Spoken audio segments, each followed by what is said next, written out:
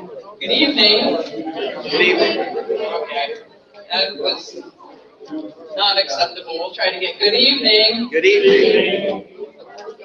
And maybe we can get the people who aren't paying attention in the back there to join in this time. Maybe not. Okay, the program is starting. Good evening. Thank you all for coming out tonight. Welcome to the second program in the Great Stone Viaduct Winter Lecture Series. I know you're all here tonight to listen to Alan Fitzpatrick talk about the capture of white captives by Native warriors during the Battle of Control of Ohio Country in the late 17th century, mid to late 17th century. However, this is a library program, and I essentially have you all captive here tonight. So I'm going to take this time to do my best to convince you to become more robust library users. And for those of you who have a library card with us, I just wanted to thank you and encourage you to use it often. Studies show that avid readers can save anywhere from $800 to $2,400 a year by using their library card and borrowing materials instead of buying them. And for those of you who don't have a library card, shame on you. It's very easy to get one, and it's free, and that's a great return on your investment, if you ask me. Those free cards give you access also to our digital collections. That includes ebooks, e-magazines, and streaming audiobooks, which you can, if you drive a lot, you commute to work, or just going on a long trip, you can even have our library app set up to play through your car's speakers, stereo speaker system. It's a great way to pass the time, and again, it's free. So again, if you have a library card, use it. If you don't have one, come see me, I'll get you one. If you have kids or grandkids, we have lots of great programming for children and teens. We have a bunch of brochures on that back table. Please stop and look at them on your way out. Last week, I mentioned the first of 5 authors festivals that we're going to have here this year at the library. Our first one was this past Saturday. We had 18 authors from all over Ohio, including people from as far away as Cincinnati and Cleveland. They were all here, and it was a great event despite the bitter cold weather and our elevator being down for the weekend. So that was fun, carrying books up and down the stairs, but we made it work. Robin Yoakum was our featured author for that. Our next Authors Festival will be on April 25th. Children's book author and poet laureate of West Virginia will be Mark Hirschman will be our featured speaker. He will give a talk about creative writing that morning and then offer one-on-one sessions for anybody who's interested in the afternoon. Those are limited, so if you do want to do a one-on-one session with him, you do have to get there early to sign up for them. All the public is welcome to come. We do have authors set up with their tables, and it's a great chance to meet some really interesting people, get some good books, and support our local authors community.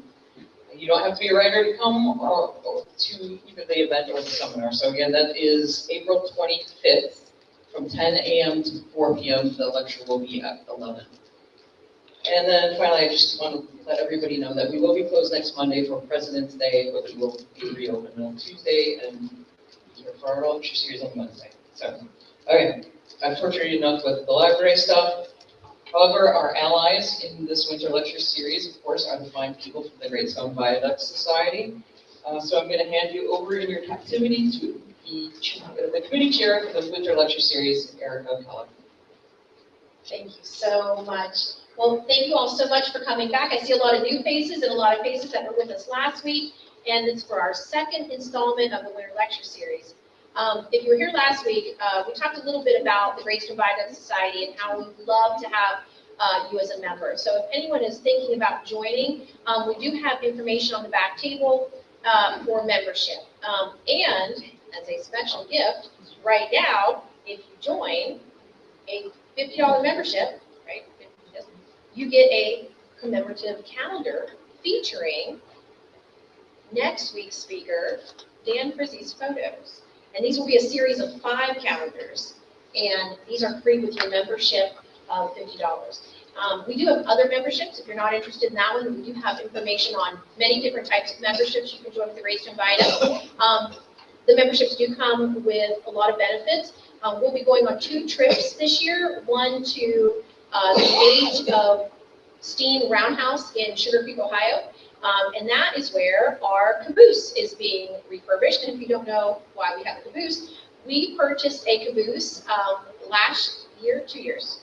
2 years? Has it been 2 years already? And it is currently at the Age of Steam Roundhouse being refurbished. And if you guys didn't get a chance, the caboose in the back is actually a replica of what our caboose will look like when finished. And it will be displayed at the Pipe Yard, soon to be park, by the Wyandot. So we're always looking for ways to improve and add to the history of Delaware. So if you haven't had a chance to check out our caboose, definitely check it out. And then if you'd love to go to the Age of Steam Roundhouse, we will be going on a bus trip there. And if you're a member, you get a discount on tickets. And we will also be traveling to Harper's Ferry in the fall. And again, if you're a member, you get a discount also on those tickets. So, so we would love to have you as a member, and we're all thankful that you all joined us this evening. We've had a little nicer, warmer weather than last week, and we're very thankful you all came out. And I just want to encourage you guys to keep coming.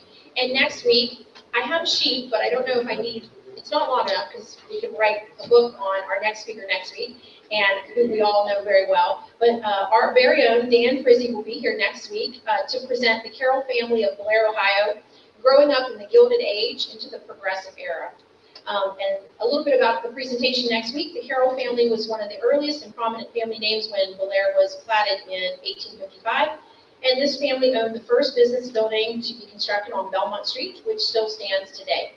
The story of this family is told through the photograph collection maintained by family members throughout the years and offers a glimpse of 2 sisters who grew to adulthood in Delaware during the Gilded Age and into the Progressive Era.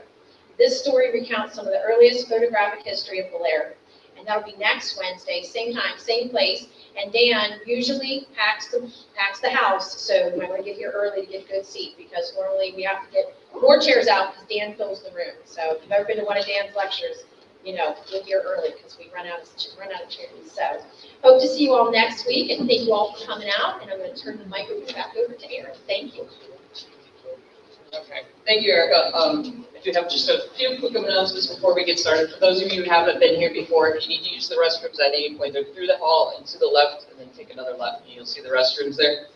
Our programs are live streamed on both our Facebook page and our YouTube videos, so if you can't make it to any of our future programs, you can go on our website and find those. You can also, if you want to watch tonight's program again, that will also be available.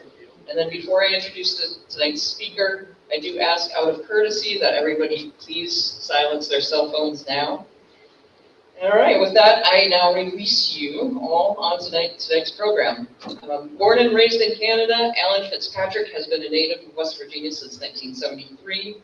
He's always been fascinated by the early frontier history of the Upper Ohio Valley and has written 9 nonfiction early American history books dealing with the conflict between Native Americans and colonials during the tumultuous period of the late 1700s.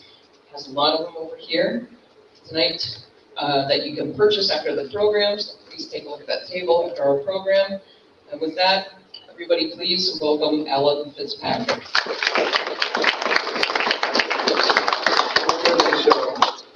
Thank you to all of you for coming out tonight for this talk, and certainly thanks to the great Stone Wyandot Society for having me, also Lenape here tonight. Close to 30 years ago,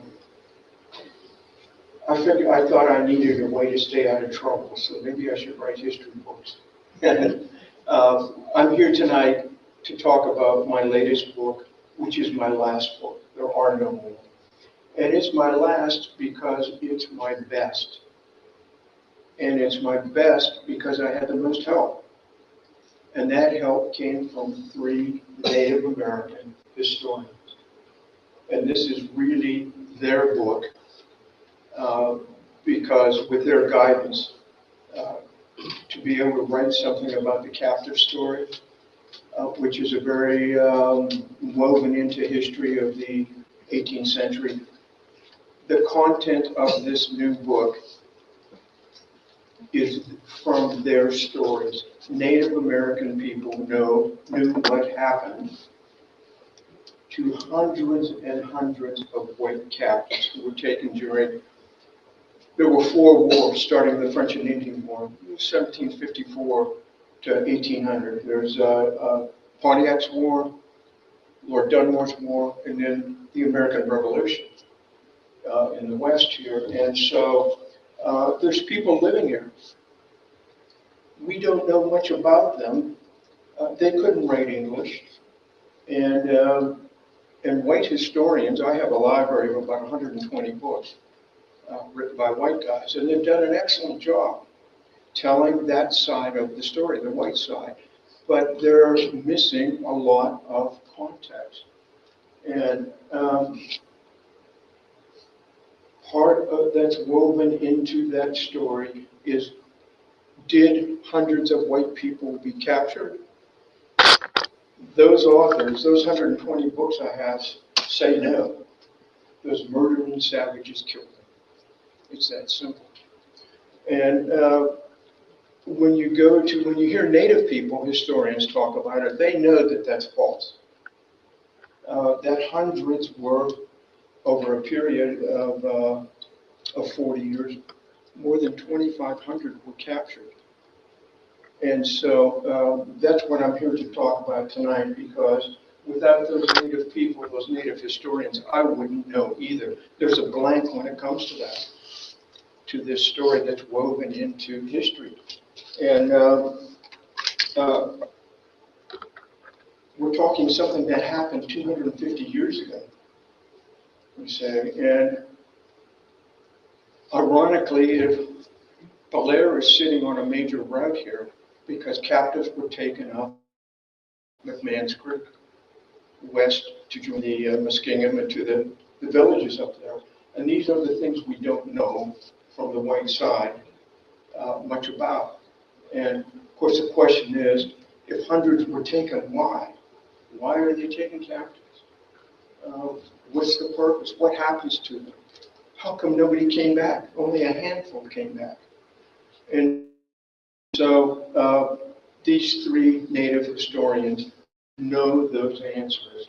And this book is a result of it, because they told me the stories of the context, that's the context of the base of this. And so, and understand it's, this young lady here, she's living on the frontier, her husband is away hunting, a Native war party attacks her cabin, and when a rescue party comes, maybe hours later, they see the cabin smoke burning. If her husband's there, he's dead, but she's gone. And they don't know where she is, and she doesn't come back in 3, 4, 5 days. And they say, well, they must have killed her. It's that simple. They don't even know who the Indians were, what tribe. They don't know which way they went. And why are those warriors on the frontier? History, my 120 books, is written from one side of the story, but let's look at the other side a second before I get into this.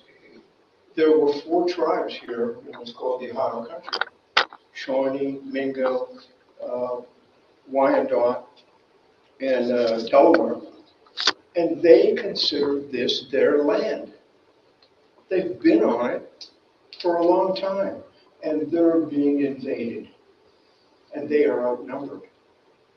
And they're outnumbered 50 to 1. And so war parties are going out trying to push the frontier back. That's what's happening from their point of view. And so this story of hundreds of captives taken, because she never comes back. Is she dead? As white historians have said, oh, they killed her. Is she dead? You see, we don't know. You're not going to find it in 120 books. And so my first inkling about this was years and years ago. I was writing a book, Wilderness War on the Ohio, and I was looking at British archives. And guess what? American authors never knew that there were white men living in the Ohio country here who were literate, who could write, who were helping the Indians. Alexander McKee from McKee's Rocks, it's named after him, was one of them. He would write every day, and I come across a letter because he's sending intelligence to British Fort Detroit that goes to Fort Niagara, in Montreal, etc. And he's talking about a boy from Wheeling, a young man from Wheeling named Bryce Reagan. And so I went to the American Colonial Archives, and I found Bryce Reagan. He's dead. In the year 1781. The scouts went out that day. There's a war going on. The scouts go out. Lewis Wetzel, the wanted scout, Lewis Wetzel, McCulloch brothers, they go out. They come back and they say there's no sign of any Indians. It's safe to go out. Really? You never checked the hill across from the fort? There's a Shawnee scouting party sitting up there watching the comings and goings. And this boy doesn't come home. He goes fishing, he doesn't come home. 3-4 days, he never comes home. The family says he must have drowned. There's no shots fired. He's entered into the Colonial Archives as dead. Very simple. Except for the fact that when that Shawnee scouting party takes that boy to their village on the Scioto River Valley, that white man there, Alexander McKee, happened to be there. He's got a Shawnee wife. And he asked permission to sit this boy down. And he interviews him. And he's writing. What's your name? Bryce Reagan. Where are you from? Wheeling. How many men are in the fort? When did they last get gunpowder? Do you know where the Kentuckian general George Rogers Clark is as he passed through Wheeling? Alexander McKee is gaining military intelligence. He sends it in a letter to Detroit. 6 months later, and I'm going through microfilm, Archives Canada would send one roll at a time to the library. Couldn't leave the Wheeling Library. And I think I've partially ruined my eyesight looking at microfilm. But here's a big long letter, and here in the middle of it, he says, it catches my eye. Bryce Reagan. Do you remember the young man from Bryce Reagan I talked about? He's now adopted into a prominent Shawnee family, and is fighting as a volunteer with them. I mean, it stood me on my head. The last siege of Fort Henry, September 1782, we know that the Reagan family's in the fort. They're one of the families there. They don't know their son is alive, and he's on the outside shooting at them. You see? So that really caught my attention. There's something wrong with American history. There's something missing. And it wasn't too long after that I got a phone call from a woman out in Oklahoma, the northeast corner. She's on the Wyandot Reserve. And that was one of the tribes here in the Ohio country. And in 1750, because we always hear Shawnee in Delaware, in 1750, the Shawnee, or the Wyandot, claimed what is now the northern half of the state of Ohio, all the way to Detroit. They were the most numerous, the most warriors, the most anti-invasion. And this woman's calling me, and she said, we want to buy your book for our visitors center, because some of the research I pulled out of the Canadian archives, the British archives, talked about the Wyandot because they were allies to the British. And in the course of the conversation, she says to me, you know, I got an ancestor from your neck of the woods. And I'm thinking, yeah, her uncle married somebody from Wheeling, maybe Martin Sperry. And I said, who? And she said, Adam Brown, captured 1763 during Pontiac's War. That's in the South Potomac Valley. That's Hardy County, West Virginia. Moorfield is the area. Taken to Detroit, looked over by the clan mothers, adopted, married, never came back. And I insulted her. I said, what is your documentation? And she said, you white people you crazy white people, if it's not in your language on paper, you don't think it exists. She said, what do you think? In 1780, in that era, that our people could speak English? That when a captive is brought into the village, there's a special lodge, it's the registrars, and they take them in there, and there's a native with a big book who can speak perfect English and can write English and enters in it. Who are you? Oh, Bryce Reagan. She said no. She said something that stuck with me forever. She said, we Indians know our white captive ancestors from oral history. And she started rattling off names that I'd never heard, and I had a pen handy, and I'm starting with John Walker and Armstrong. She's going on and on, and she gets to Zane. I said, that's an unusual name, isn't it? She said, don't you know who I'm talking about? I said, no. She said, Isaac Zane, the youngest brother of Betty Zane. I said, I've never heard of him. And she proceeds to give me a history lesson on the phone about Wheeling. She knows more about this area than we do. Imagine that. Because he was captured at age 9 and taken to Detroit and was adopted into a prominent family and was trained as a warrior and fought against white people, was at the Battle of Point Pleasant, was one of many white adopted men who are now fighting against their own people. And he married a native, Mira, the white crane, and never came back. And they never talked about him here in Wheeling. And that really stood me on my head. Because there's some big questions. Why were they capturing so many white people? What's the point? There's war. What is happening to these people once they're captured? Why are they not coming back? You know, she said, and she used a word I'd never heard before. She said, our tribe assimilated over 400. Captured many more, but assimilated over 400. Over 400 never came back and intermarried. And so I realized then that my 120 books written by white guys wasn't going to give me those answers. It's just not. And that's because they didn't know. And of course, in war, they couldn't go to a village. You know, you're risking your life to do that, but they didn't know. And so I needed native sources. And I went looking for them. I'm not Native American, so that was not easy. The result has been a progression in writing where I have gone more to the native side of the story because of the fact that they have answers to these questions that we don't, and I wanted to know. And so that's what this book is all about. And I'm going to tell you, I mean, it's bold-faced bragging to you, but there's no book like it. And I've searched. White people don't write books like this. They need native sources. I couldn't have written any of it without them.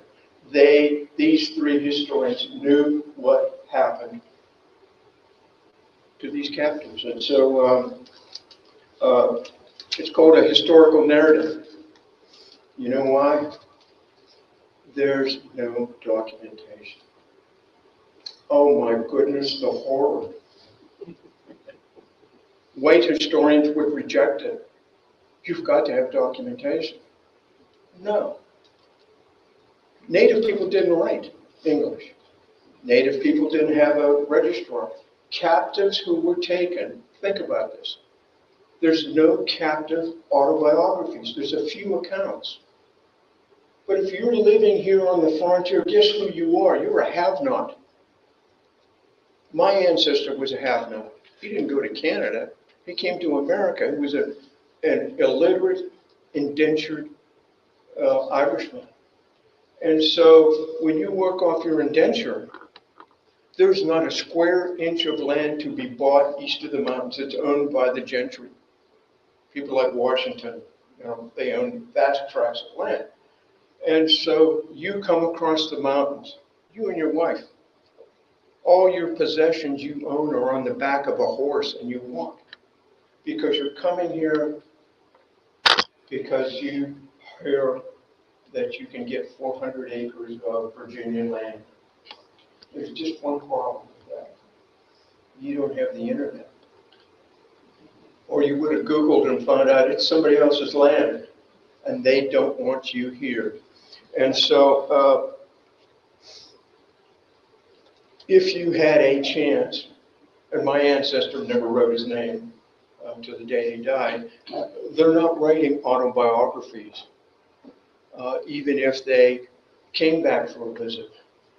And number 4, there were very few late in life interviews done with captives. One of them was Mary Jemison, and she was captured during the French and Indian War somewhere around Harrisburg and adopted by the Seneca, and had a couple of husbands that had died in the war, and somebody caught up to her when she was in her late life, and she said, "No, these are my people." When asked, "Why didn't you come back?" "These are my people. You're not my people." And so that's the real story here. That's the real story that's been missed. The real story is what happened. What happens on day 2 when you're captured? What happens on the second week? Okay. What happens after the first month? How about 6 months? Where are you? They've been written out of history because no one knew what was happening. They're presumed they're all killed, and that's not the case. And so this book opens close by here, Big Wheeling Creek. That's where the 2 Wetzel boys, Louis Wetzel and I think it was Jacob, were captured by Mingo. And imagine this, for 250 years, minus 10, I think, nobody knew. The question always was, how did they get those 2 boys? How did the Indians get those 2 boys past Shepherd's Fort, Elm Grove? And I was living on Benwood Hill Road at that time, and on the side of my property, I could see into the woods the remnants of the old settlers trail that wound its way up from McMecken. And that's how they did. They went up Sorghum Ridge past Fort Clark Estates and came down to Graveyard Hollow in McMecken, crossed the river, come up a bit, take McMahon's Creek. That was the highway for captives, for Mingo. And so, that is how it opens. I was told, these 3 historians said, pick 4 captives, spread them out. Have a 16-year-old boy, 15-year-old. Have 2 sisters, 14 and 12. Have a young boy, 8. I said, why? They said, there's no playbook, but it was different for each captive. We're going to see that tonight, because I'm going to show you tonight. That each person was dealt differently depending on their situation. And so what's happening is, as I mentioned, a war party, 68 warriors. Guess what? They're coming from Pluckystown, which was where downtown Delaware, Ohio is, at a slow trot from dawn to dusk on trails to cross the Ohio River to try and push the frontier back 1 cabin at a time. So they hit Joyce's cabin. Okay? 5 minutes, that's it. They're gone. 5 minutes. She raises a musket, she's dead. If her husband's there, he tries to protect her, he's dead. And when the rescue party comes, they see the smoke, comes on horseback, because the natives are on foot. They find him dead, and she's gone. And the cabin's burned. And they don't know who the natives were. Who were they? They don't know they could see that they went that way on that trail. But they don't know where they're. And when she doesn't come back, poor Joycey, they murdered her. Look, if they were going to kill her, they would have done it right there. They didn't. But Joyce is a problem to them. Pardon my language, she's a pain in the ass. They would have just as soon killed her there. But somebody has told these warriors in times of war, bring us back captives. That's the secret story. She thinks they're going to kill her at any minute. She's terrified. You know, they put a rope around her neck to pull her out, hands tied behind her. But they got to make time because those warriors know on foot that they may be pursued by men on horseback. They got to get away. And they're going to go back somewhere. And she has no idea where. She thinks that, and it's going to take days, she thinks they're going to kill her at any time. And she's going to find out that first answer when they get to where they're going. And where they're going is back to where they came from. They're going back to Plentystown. It's a huge mixed village, but it's mainly Mingo. And Mingo really is a name they don't use today because it's a slang, an English slang word for Mingwe. They were really Ohio Valley, Seneca, and Cayuga, Six Nations. And so one of those warriors goes ahead and lets the village know. And the village turns out, hey, we got new people coming, let's go see. And Joyce is brought in, and there may be other captives with her. And somebody is waiting at the edge of the village. It's not the village chief. It's not the war chief. It's not the warriors. Who is it? It's women.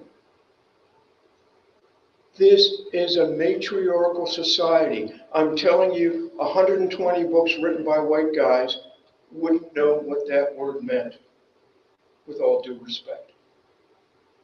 Because they're patriarchal, they're men, men run everything. Even if they were told that women are running the village, they wouldn't believe it. Women can't do that.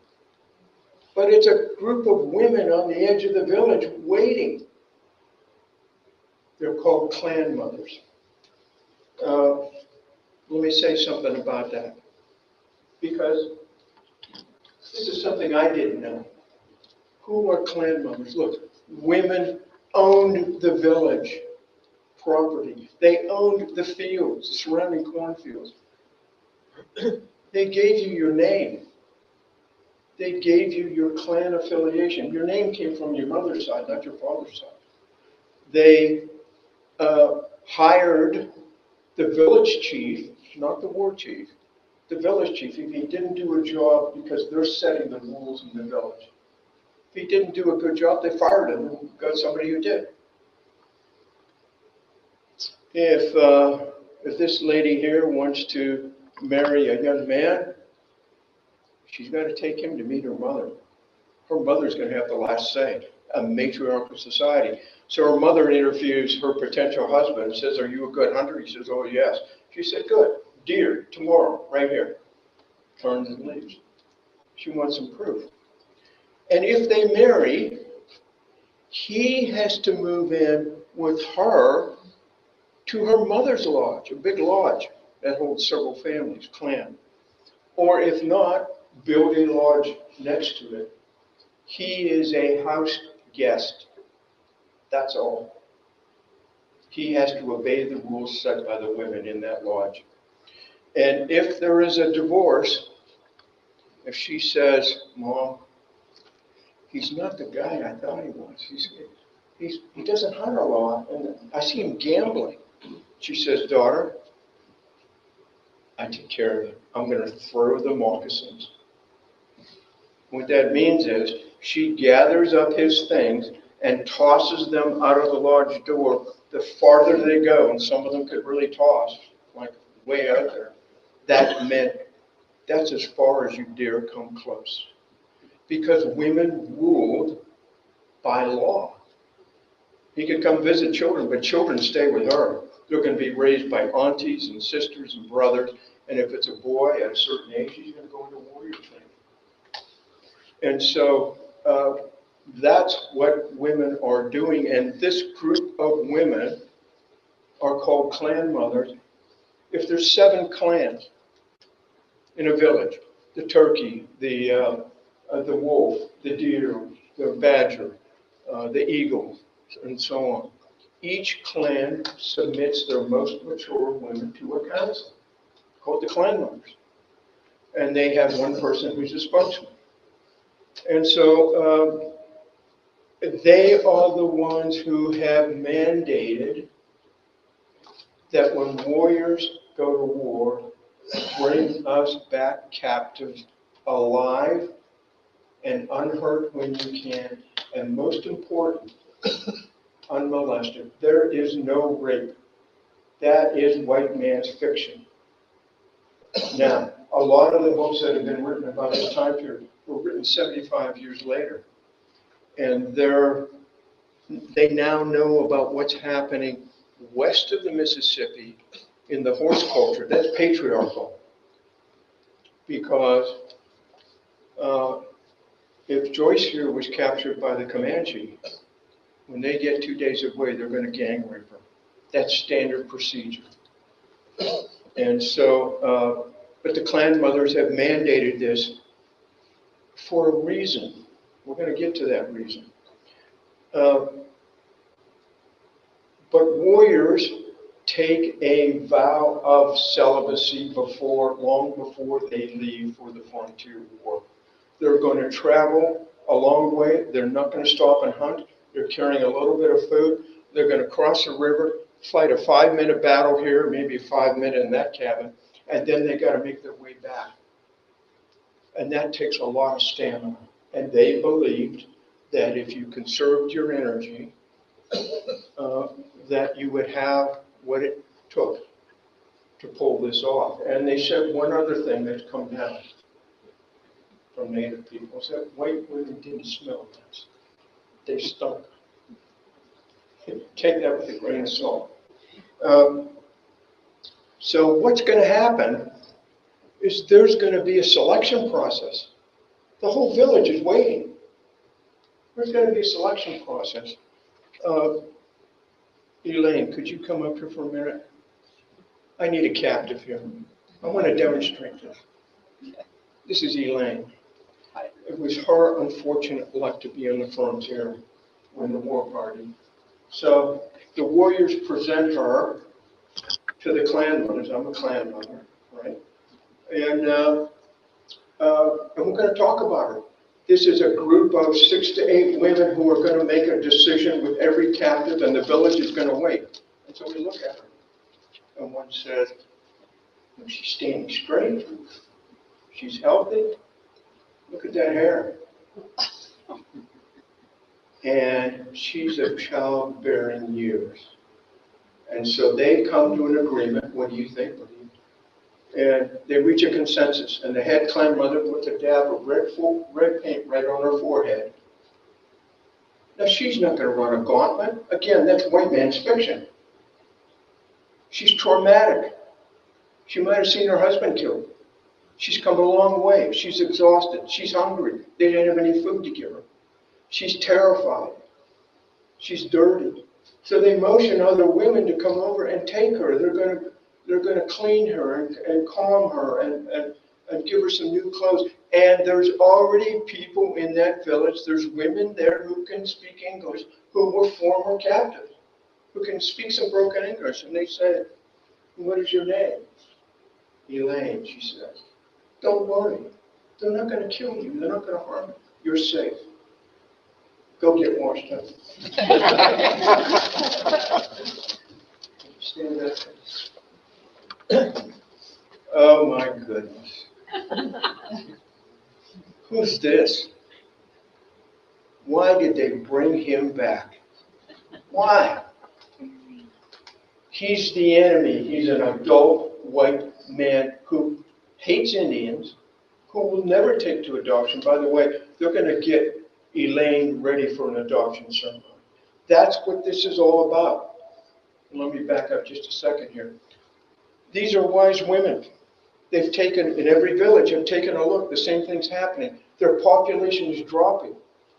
They're taking casualties in war. There's this successive wars.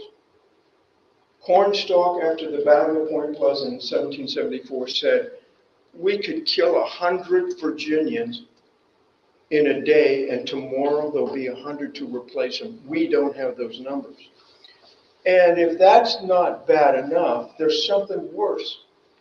Because in the lulls between these wars, there's white traders coming from Pittsburgh. They're bringing European goods to the villages that they need. Iron pots, kettles, looking glasses, blankets, ammunition. And they're bringing a cough. And the white man has a girlfriend in the village. And soon she's coughing.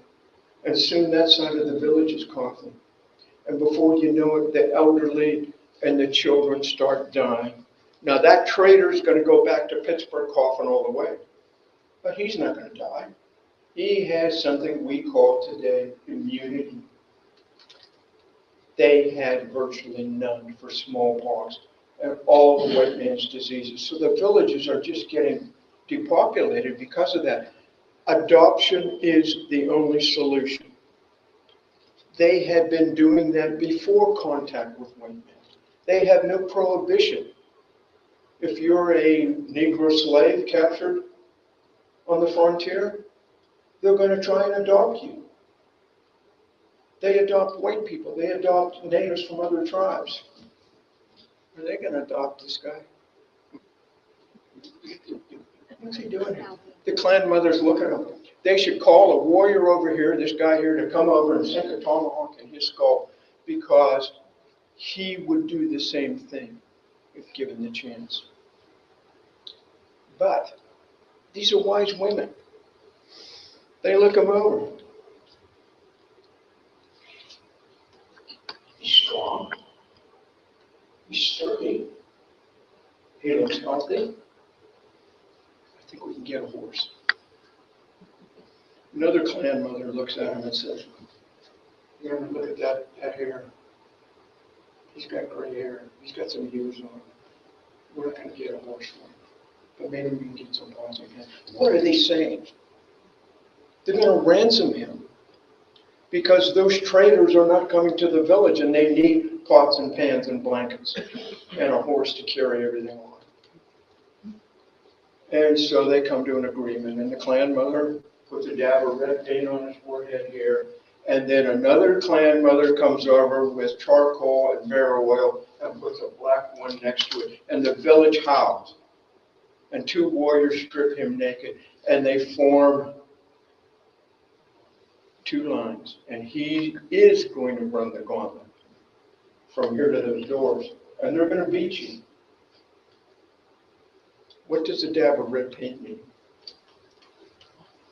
Anybody? Pardon me? He was going to be adopted. No, oh no. This guy will never take to adoption. Ever. He's gonna be killed? The head clan mother put that on there. It means, don't poke his eye out, village. Don't break his arm. We're trying to get a horse. And so when he heals up in a week, a clan mother and a couple of warriors are going to take him to Fort Detroit, and they're going to meet with the British commander there, Major Errant de Peyster. He's an Englishman. And they're going to say through interpreters, we want to ransom him. And the British commander looks at me and says, what? This despicable rebel who's defied the king? You want something for him? He's worth nothing. I won't ransom him for anything. He's my enemy. And the head clan mother says to the interpreter, that's right, I forgot. He's your enemy. Your enemy is our enemy. Good. We're going to take him outside the fort walls, and we're going to burn him over a slow fire. That's what we're going to do, because every enemy deserves that. Now, what is she doing? She's calling the bluff of the Englishman. She knows he don't like Indians either. But she also knows his skin is as white as his skin, and he's not going to let Indians burn another white man outside his fort. And so the clan mother goes home with the warriors. They got a horse, and they got some blankets and pots on top of it to carry it back. He is going to go on the next ship down to Fort Niagara, British Fort Niagara, Montreal, Quebec, and he's going to sit in prison there waiting for a prisoner exchange. That's what this is all about. That's what it is. Thank you. And so, what is adoption? It's a weird thing. It's a lot like Christian baptism, because they would take Joyce here, some women would take her over to the river, and they would dunk her till her head went down under the water, go down red, come up white. And she's going to be adopted into a family that is going to esteem her because they've lost somebody that they loved, either from disease or war. She's not going to replace that person's name, but this is the kinship of women in a matriarchal society, that they're going to bring her into that communal lodge, and she's going to fit in. Now, James Alexander Tom wrote the book Follow the River about Mary Cherryberry Engels. And she wanted to escape. She was captured by the Shawnee, didn't take to adoption. And so she escaped. And he wrote that book, making it sound like everybody wanted to escape. And my Wyandot source said, look, just remember one thing. Every single page you read written by white people about our people during this time period has been written by a white guy. Take it with a grain of salt. She was the exception, not the rule. She was the exception. And so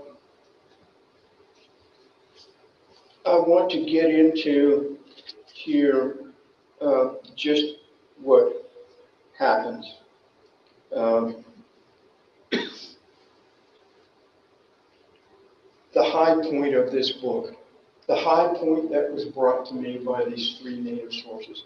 And the high point is something I had already encountered, and I just want to open the cover here, because there was a man in the South Potomac Valley, Felix Renick, a white man, and his neighbor's son was captured during the French and Indian War, and this son came back as a young man to visit his father and stayed 10 days. And Felix Renick, and then the young man left and was never seen again. Went back to the Indians. And Felix Renick, of curious nature, wanted to find out what was going on, and he wrote afterwards, "It is easy to make an Indian out of a white man, but hard, if not impossible, to reclaim that white man after their being," and here's the word, converted. Assimilated, converted, what were they talking about? And my background is psychology, and that's what this hung on, was what happened to them.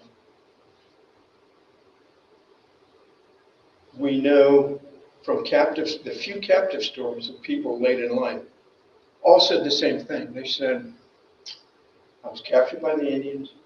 They took me to their village. I lived with them X number of years. That tells us nothing. Nothing about what happened day 2, week 2, months 2. And so this was revealed in working with my native sources here, is the question, what was assimilation? That's what Julie West used. What was conversion?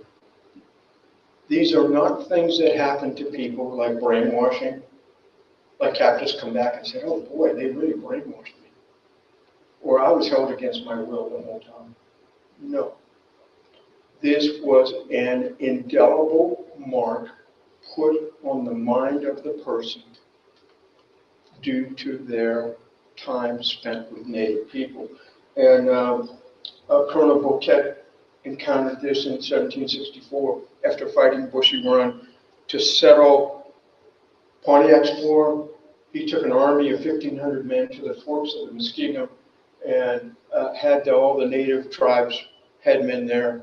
And he said, if you want peace, I want all your white captives turned over. That's one of the terms. And they turned over about 400. That's about 10%. They said, well, we'll get you more. But it was getting late in the year, 1764. And so he gathers up 400. And there's a lot of cheers and crying and that sort of thing. And they head back to Pittsburgh. And the first night, several dozen run away. They don't run to Pittsburgh. They run back to the tribes. He doubles the guard the next night and the same number. By the time he gets to Pittsburgh, he don't have 400. And he is recorded as saying, how can a white person turn their back on their own people and go live with savages? And the problem for Bouquet is he was in the paradigm of white fighters. You say, there's no middle ground for him. He's fought Indians. And he don't like them. And he's unwilling to understand that there's assimilation has happened. And so I looked at it from a psychological point of view and said, this is a neural imprint. It's permanent. We know about neural imprints. How about PTSD? The ones we know about are all negative. They mark a veteran for life. He remembers and can't put it out of his head. That's a negative neural imprint. But there's positive neural imprints. And what happened to these people was on the positive end. They weren't tortured, they weren't abused, they weren't slaves. And so how did this happen? It didn't happen overnight. Now, an 8-year-old boy, it's going to happen quickly. Because the first step is acquiring the language. If Joyce here is taken to that village, she doesn't know what they're saying. She thinks they're getting ready to boil her in a pot and eat her. That they're going to kill her. She doesn't know. But there's somebody in that village, there's been a lot of white people assimilated already, who can translate some for her and tell her what they're saying. And as the days turn into weeks and weeks into months, she acquires the language. She now knows what they're saying. Guess what? They like her. They like her. They don't want to kill her. They like her. They're welcoming her. She is acquiring the language. That was step one. Because now you know in this new society what they're saying. You see?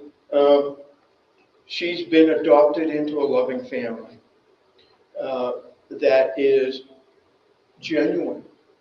That is genuine.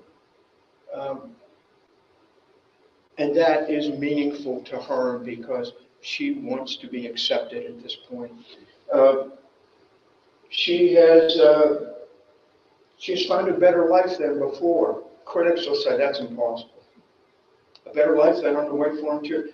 Joyce here with her husband from Ireland, indentured, worked it off, come across the mountains with very little to make some ends meet. She works as a washerwoman at that little settlement called Wheeling. And in colonial society, I don't care if you're in Philadelphia or Wheeling, it's vertical.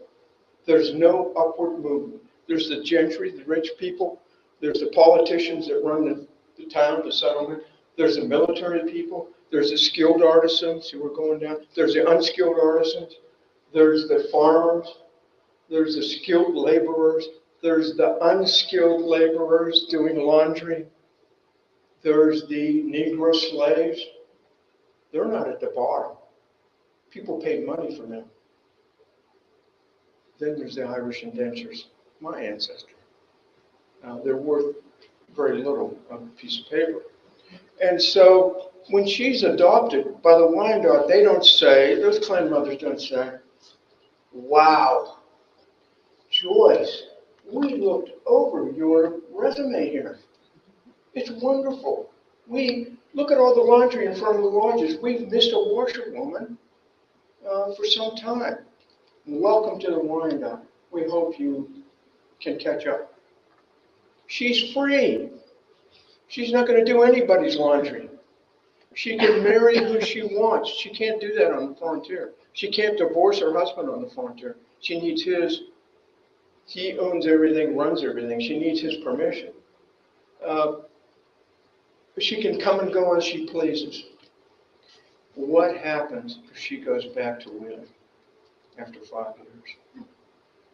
They're going to say, oh my goodness, look who's here. It's Joyce. Joyce, wonderful to see you. Where have you been? Oh, with the Indians? Okay. We haven't replaced you since you left with a good washerwoman. You better get back to work right now.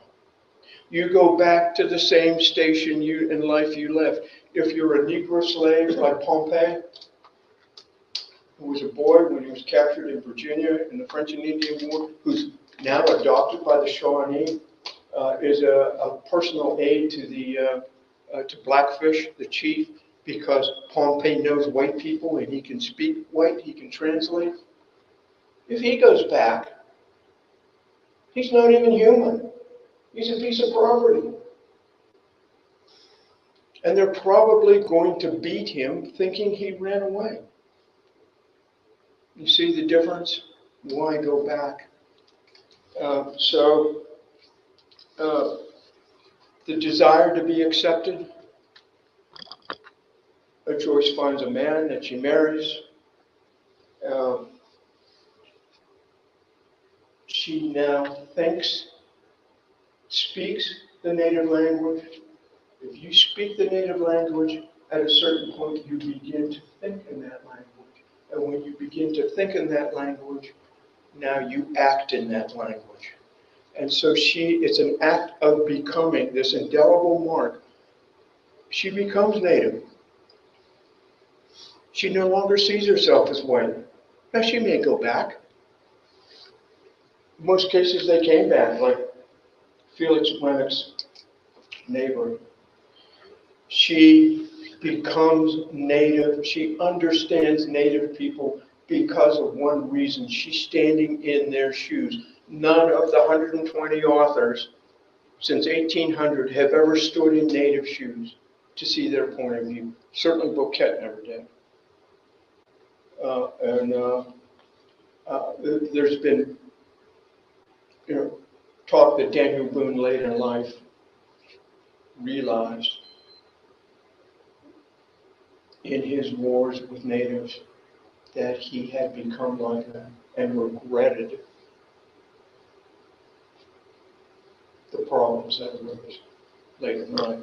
So I want to end by reading a couple of things.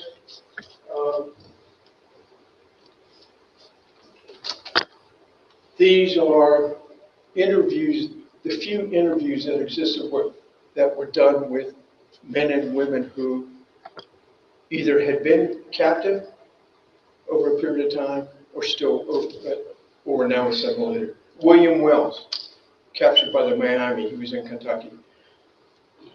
The Indians are much kinder to me and their neighbors and to strangers than the whites are. John Bricknell, they treated me very kindly and in every way as one of themselves. John Hunter, and by the way, these names I'm naming are men that fought against white people. William Wells was at the Battle of in 1791. St. Clair's defeat, said that his arm hurt from using his tomahawk on white soldiers.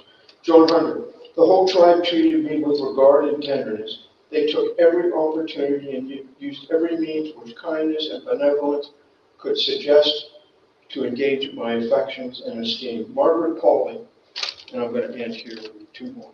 Margaret Pauley, the Indians demonstrated an attachment towards me as ardent and affectionate as any I have ever known among white friends and kindred. Francis Slocum, I have always lived with the Indians since I was first captured.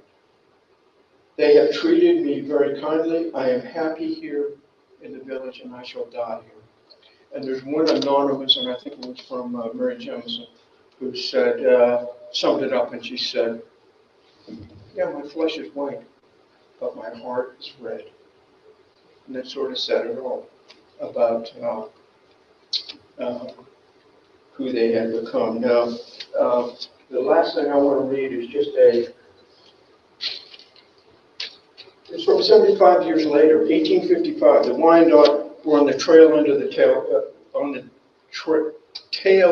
Trail of Tears. They were the last to be taken from Upper Sandusky, Ohio, which is Wyandot County, named after them, and taken by steamboat and dumped outside of the United States, where Kansas City now is. And in 1855, the federal government granted them a piece of land that they had obtained from the Delaware who were out there. And the Delaware remembered that the Wyandot had given them land way back in the late 1700s. And I want to just read this because every person on this map here, and I'll set it down here at the table, got 40 acres, not a lot. But you had to be Wyandot to get this. Let me read these names. John Cornstalk, Catherine Warpole, George Coon, John Gray Eyes, John Brown, descendant of Adam Brown. Let me read these other names. William Johnson, Robert Armstrong, Charlotte Clark, Sarah Hicks, Matthew Barnett, Mary Brown,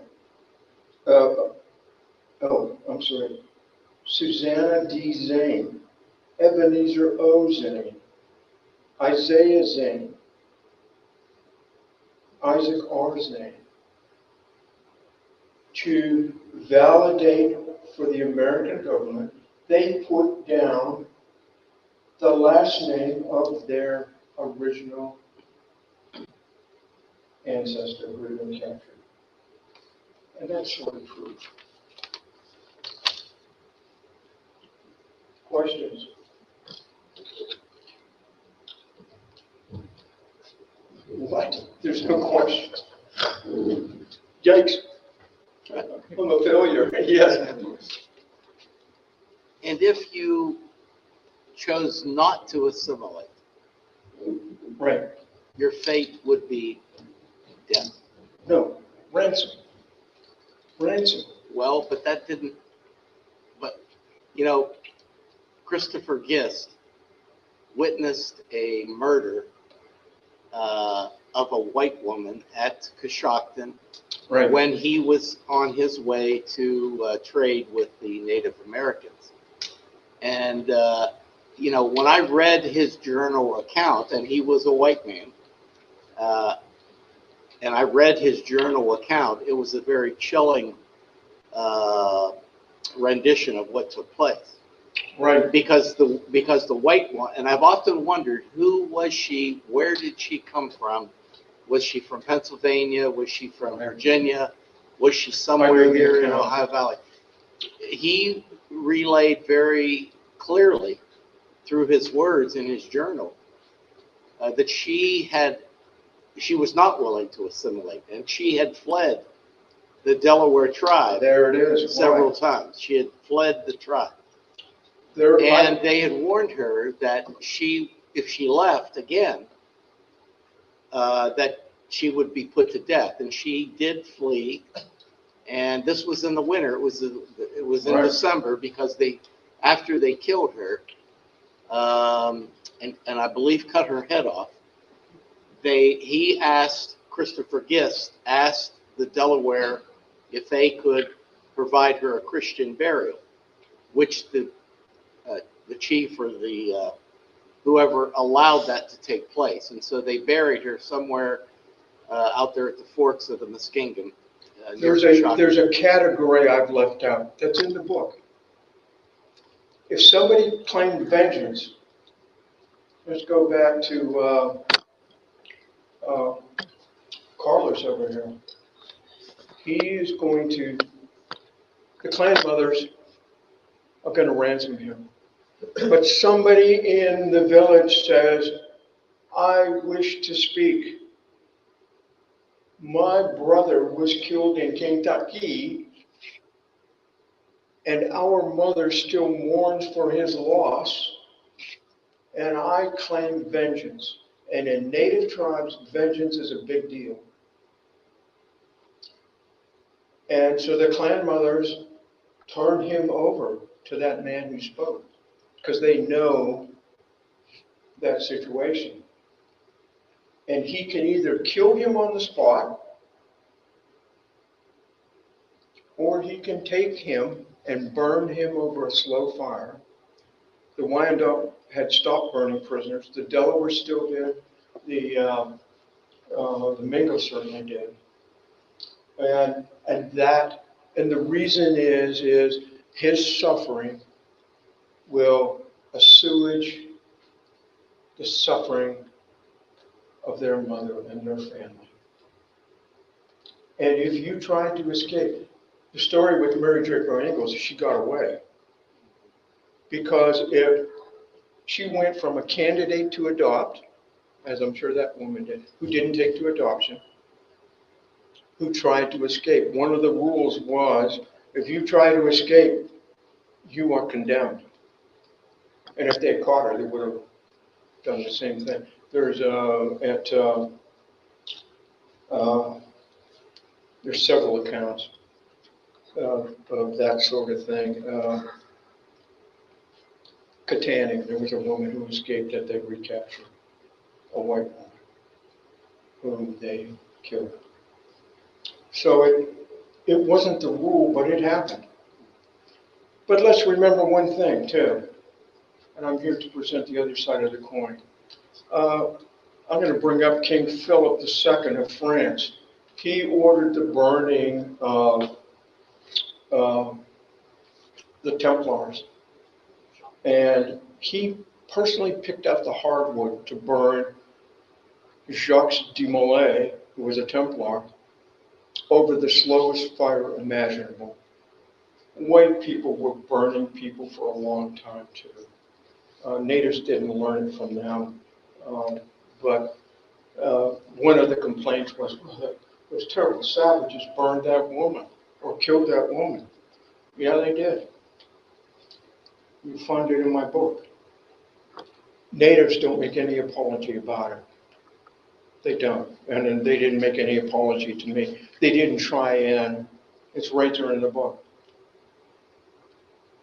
Because when it comes to vengeance, if a war party had been out, and look what happened with corn stalks. They took casualties. They had to leave men. They couldn't carry them back. And Virginians cut them to pieces while they were alive. The guys they brought back, some of them died. The families are in mourning. A war party comes in with captives. They want vengeance. What's vengeance? Turn to the Old Testament, eye for an eye. It's right there. That's what vengeance is. That's what vengeance is. You know, let's not pretend that it was anything other than that. Somebody's got to pay. And there's no magistrate that you're going to take that white guy to. And there's no white jury anywhere would convict a white man for killing an Indian. So that was their form of, and yes, they did, and I know that story. I think White Woman's Creek is named after her. Is that not right? I don't know if that's, I don't know. Yeah. I don't know. But I do know that when I read that account by Christopher Gibbs, the only thing that I've ever read, and he was in the middle of Indian country, hundreds of miles from anybody that That's could have right. helped him. He had to sit. 1751 or 53. It was 1750s. He had to sit and And watch. stay silent and watch Yes. what took place. You see, she violated their trust. Sure, from her point of view, they captured me, but they didn't kill her. Clan She mother. didn't really have free choice, did she? Yeah, she didn't. Let's remember a few things. How did we kill bin Laden? How did that happen?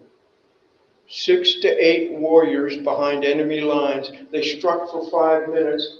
Any man, woman, or child that raised a gun, they killed on the spot. They didn't take any captives. They took something better, computers, and were gone. We have adopted native tactics in war.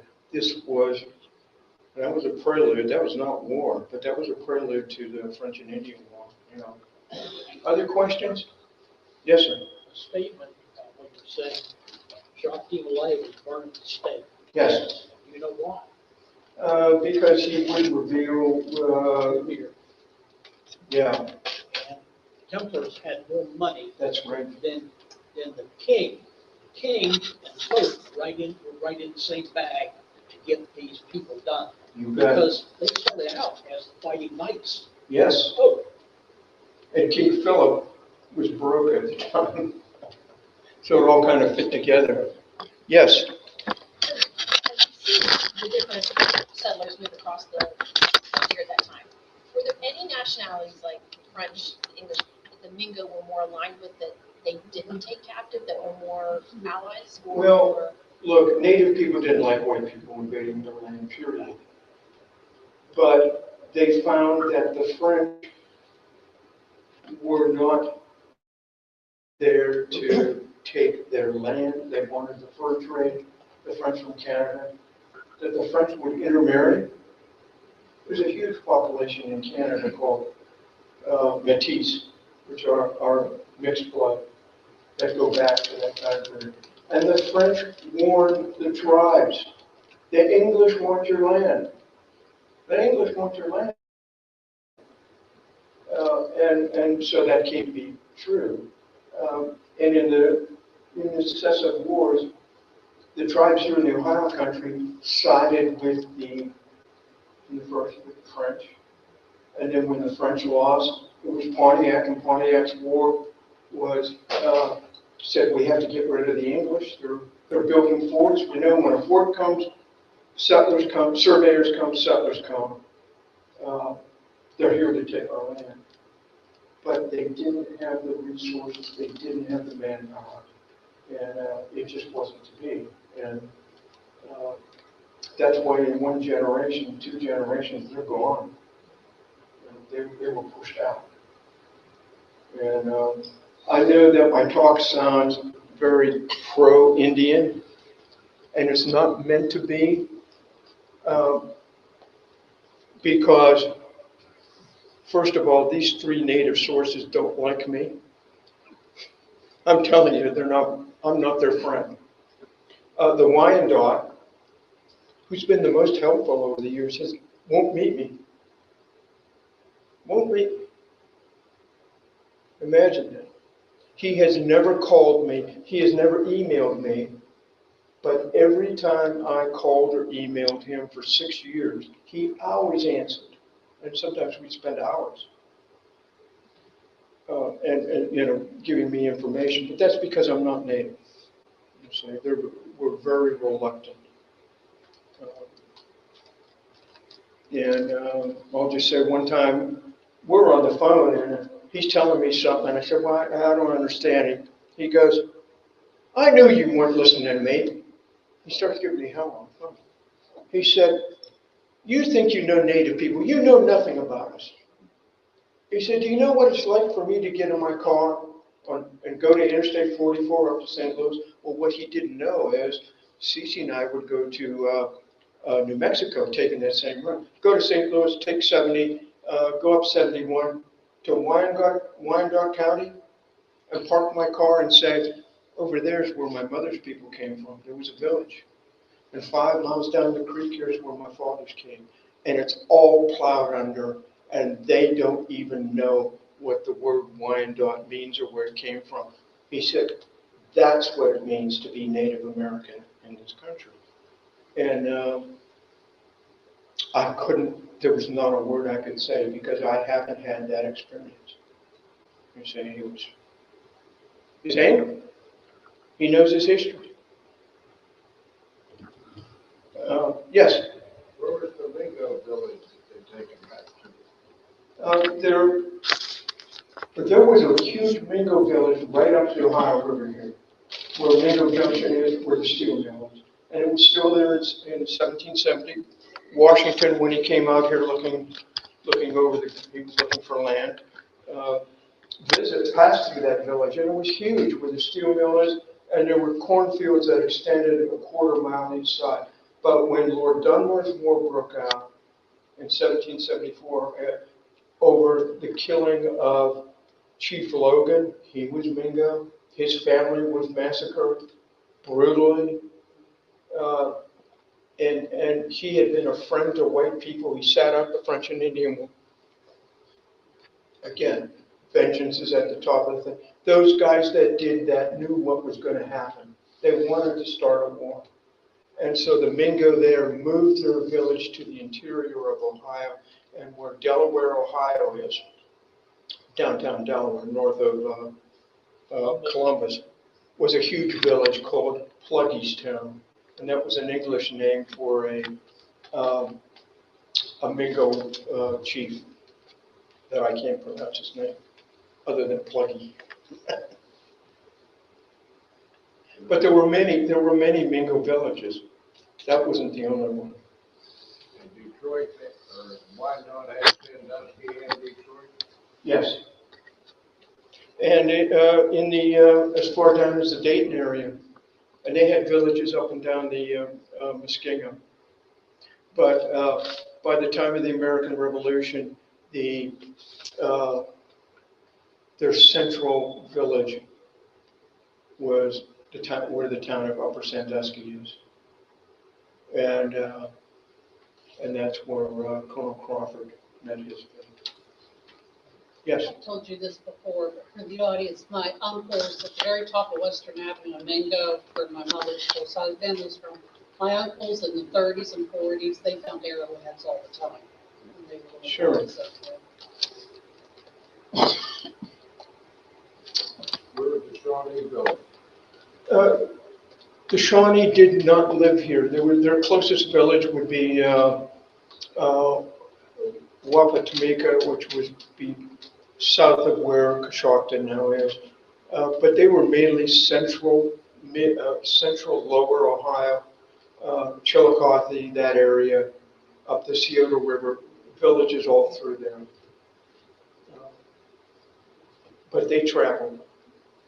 You know, when war came, they could move, yes. All these cattle are being taken from this valley. Yes. Is it known how far they went out before they deviated and so forth? And that's a good question. I've been out on Glens Creek Road, and okay. No, we exist there. There was a trail there, and an account says that there was salt springs somewhere. I've never found any that they rested for the night, but continued, and that would take you up. The main east-west trail, by the way, was the old Mingo Trail, they called it, the white people called it. And it's the trail that in 1796, Ebenezer Zane petitioned the new American government for some funds to widen that trail, which was only big enough for a man, wide enough to get a horse. And he was granted that money, and he, his brother Jonathan, and a Delaware Indian worked several years to widen it so they could get a horse that would take you to what's now Zanesville, and then down to the Ohio River. And so they're somewhere the trail of McMahon's Creek joined the main east-west trail. Several years ago, when they tore down the existing grade school building out there, we were living beside it at the time. They started working the ground up.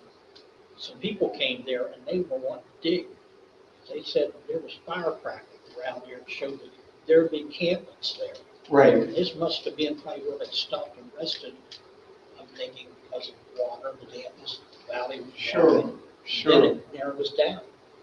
Right, and let's remember, we're talking 1777. Native people have been here better than 13,000 years. And so villages were one thing, but hunting camps were different than what we understand.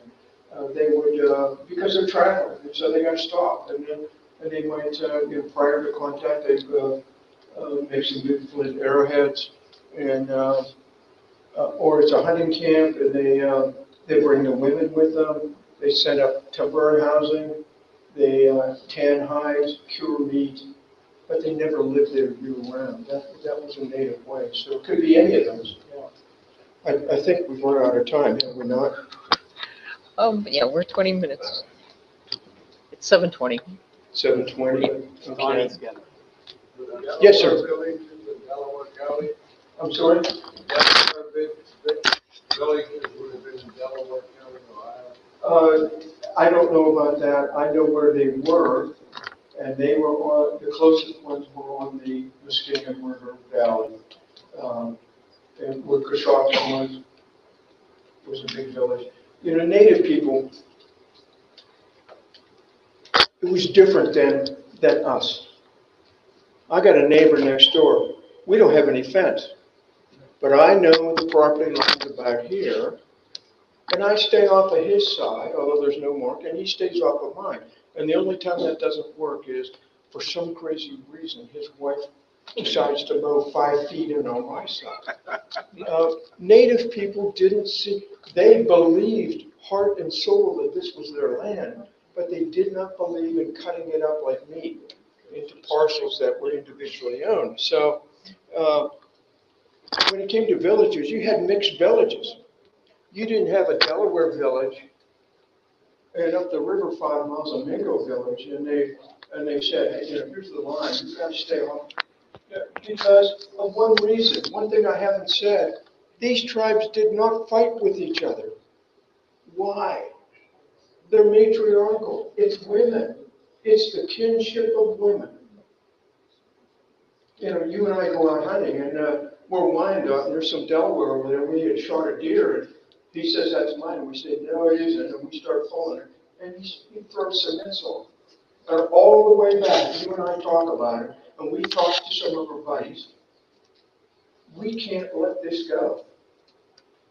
He's insulted. If he's insulted you and me, he's insulted the whole tribe here. And we get painted up when we go to the clan mothers because we need their approval.